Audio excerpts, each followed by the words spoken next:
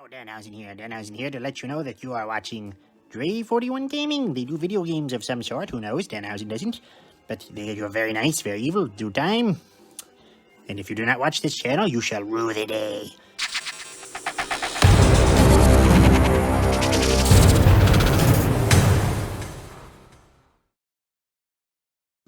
What's up, y'all? It is your boy Dre41, aka Mr. 4K, aka El Fuego, Spicy Dre, and welcome to another episode of Rate That Call Mode. On this episode today, I bring you WCW Mayhem.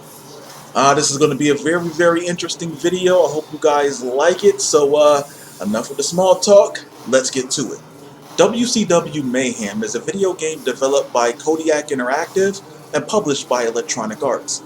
This game was released on September 23rd, 1999 in North America for the PlayStation 2 and Nintendo 64. And just so you know that this call mode review will be on the PlayStation 2 version of WCW Mayhem. In my opinion, I like this game and I enjoyed it a lot. Now, can the controls be better? Well, yes, but once you get a hang of it, you can successfully have a good time with this game.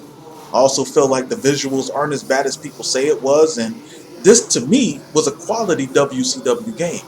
GameSpot gave this game a review score of 7 out of 10, which is solid, but maybe a bit low for this title, while wrestling fans gave it a slightly lower score of 6.8 out of 10, which is surprising. I thought they would have a better understanding of how to play the game and maximize the fun factor with this title. In this video, I'll give you a detailed walkthrough of the call mode, and at the end, I'll rate it based on other wrestling games released that same year. If this video get a good response, you can expect more videos like this in the future. So enough with the foreplay, let's get to WCW Mayhem call mode. When getting to the main menu of this game, you have 6 selections to choose from: Quick Start, Main Event, Quest for the Best, Pay-Per-View Password, Create a Wrestler, and Global Options. Now, as far as the main menu design goes, it has a very high quality look to it. In the background, you have a concept WCW Nitro set with WCW themes playing. Overall, very cool setup, but for whatever reason, we can't use that concept arena, which isn't great, but hey, what can we do? Once you get into call mode, you have 4 options to choose from: Edit Name, Edit Appearance, Edit Personality, Edit Abilities, and Save and Exit. Now, as far as the amount of calls you can create, I do believe, if memory serves me, you can create as many calls as your memory card can hold, which is a very cool feature to have, and it's very strange that we don't have that ability in current-day wrestling games. Message! Now, when naming your call, you have 9 characters to choose from, which is horribly low, and of course you'll have to shorten your call's name. Then, from there, you can give them a nickname, of which you have 65 to choose from, which is very good. One negative is a portion of the nicknames are longer than the call names you can even type. Notable names include Wolverine, Mississippi Kid, Ring King, Cyclops, and War Machine. Also, after selecting your nickname, you are also able to select a moveset, which is strange as hell. Here, you only have 51 base movesets to choose from, and they're all from in-game wrestlers. Also, some of the finishers associated with the wrestlers aren't what they even performed. When did Sting ever do a meltdown, which is Wrath's finisher, or Bobby Eaton do a DVD, or Bret Hart do a neckbreaker, or Randy Savage do a power slam? And what's the point in having an option to change the finisher if the moveset changes with it? If we had an option to have the moveset and finishers be a separate option, that would have been great. But for whatever reason, they're stuck together with us not being able to separate the two.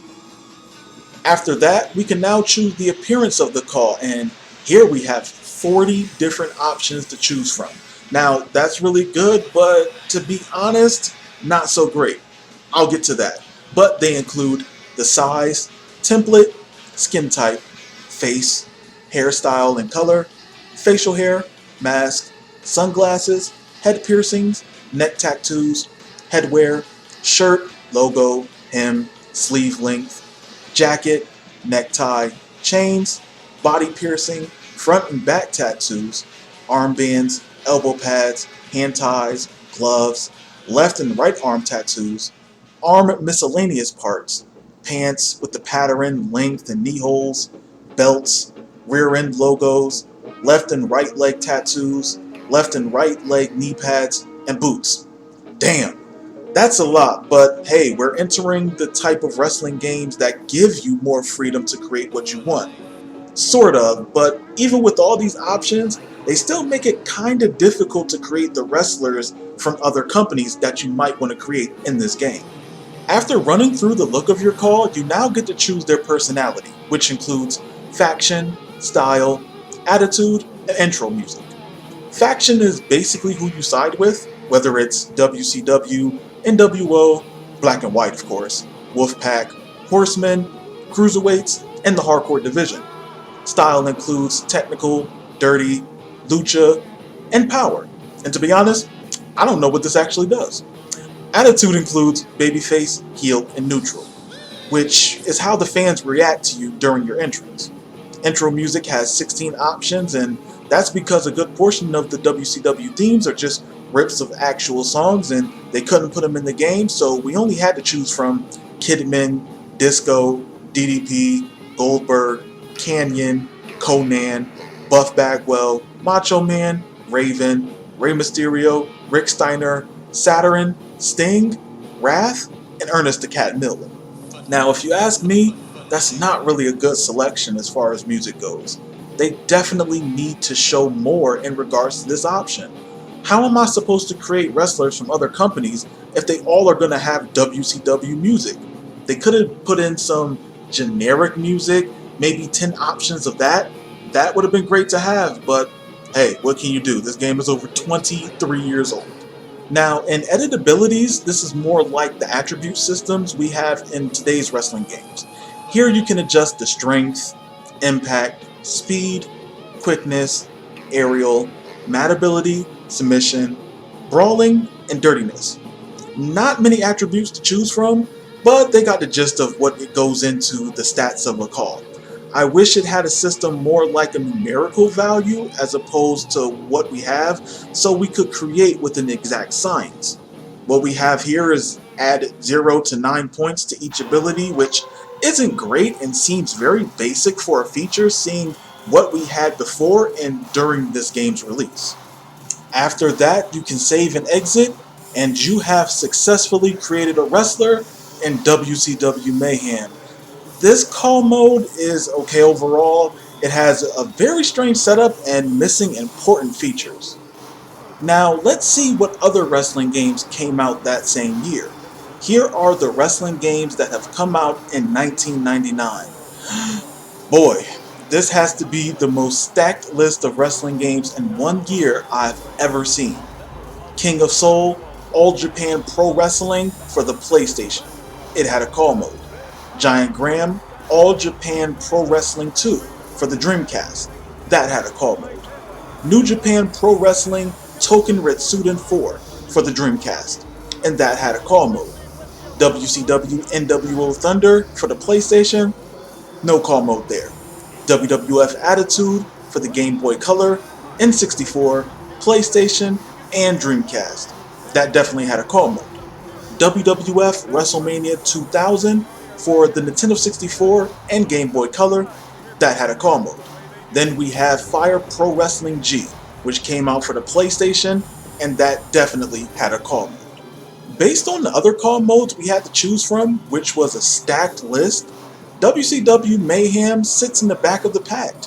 Not last place, but close to it. I would have to give WCW Mayhem call mode a solid 4.5 out of 10.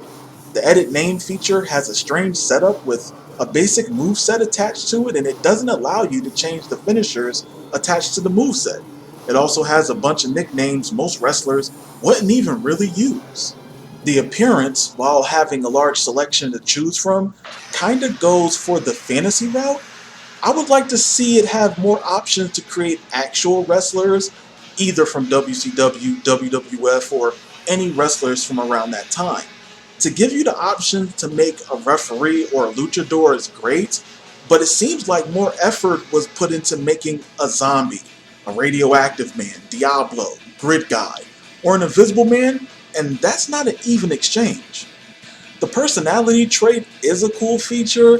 It lets you choose which faction you're aligned with and pick your music, but then it doesn't have a large list of music to choose from, nor generic music if you just want to be a CAW that has no allegiance to anyone. Also, it has no real option for an original entrance either. Yeah, that's just trash. The ability feature is bare bones and gives you just enough to make your CAW wrestle with somewhat of an IQ. Overall, if you're looking at this game to get your CAW fix, skip it. There are way better options to choose from, and this game, I say just play with the in-game roster. Now, to give my final statements on CAW mode, I never looked back at this game and said, man, this game had a great CAW mode. I usually enjoyed playing with actual in-game wrestlers and having wild matches there and going backstage and battling it out with weapons. CAW mode for this game just isn't there. If you want to create fantasy wrestlers, sure, but then they're just going to have the same base movesets as whatever wrestler moveset you choose from and the same entrance of them as well. I would say definitely skip this if you're just looking to play CAW mode. Don't. WCW Mayhem is for gameplay, not for creative features. But thank you guys for watching this video. Subscribe if you're new here. Every first Thursday of the month, I will have a new episode reviewing a CAW mode for a wrestling game. Once again, guys, subscribe if you're new here, like this video. Y'all stay safe. I'm going to catch you guys on the next episode. Later.